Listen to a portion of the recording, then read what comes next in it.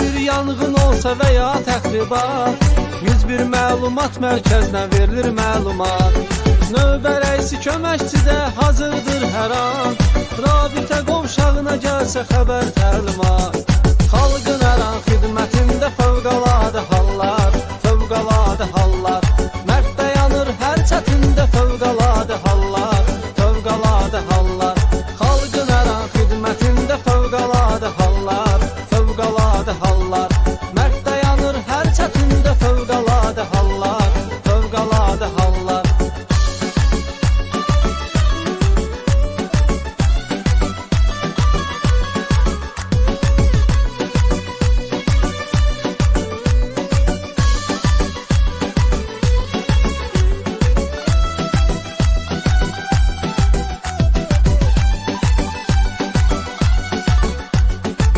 Can signalı gələndə duyan zaman tez, döyüş geyimini geyinir dayanmadan tez. Sürücüdə maşında hazır şəxsi heyətlə, hadisə yerinə yollanır yubanmadan tez. Xalqın hər an xidmətində fövqəladə hallar, fövqəladə hallar. Mərd dayanır hər çətində fövqəladə hallar, fövqəladə hallar. Xalqın hər an xidmətində fövqəladə hallar, fövqəladə hallar. Mərd dayanır hər çətində fövqəladə hallar, fövqəladə hallar.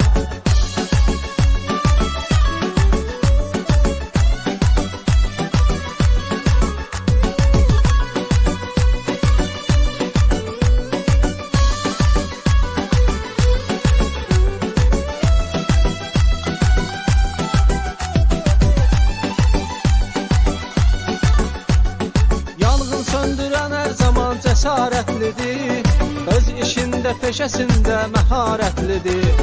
Atır özünü oda alova gözünü qırpmadan, insan həyatı xilas eləyir şücaətlidir.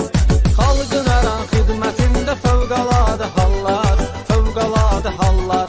Mərd dayanır hər çətində fövqəladə hallar, fövqəladə hallar. Xalqın hər an xidmətində fövqəladə hallar, fövqəladə hallar. Mərd dayanır hər çətində fövqəladə hallar, fövqəladə hallar.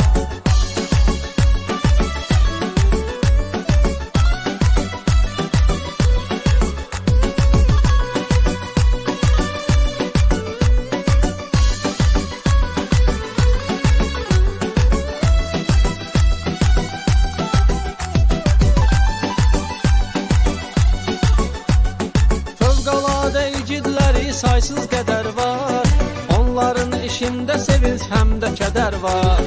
Xüsusi xilas edici dəniz dalğıcı, onların üstündə ilahi bir nəzər var.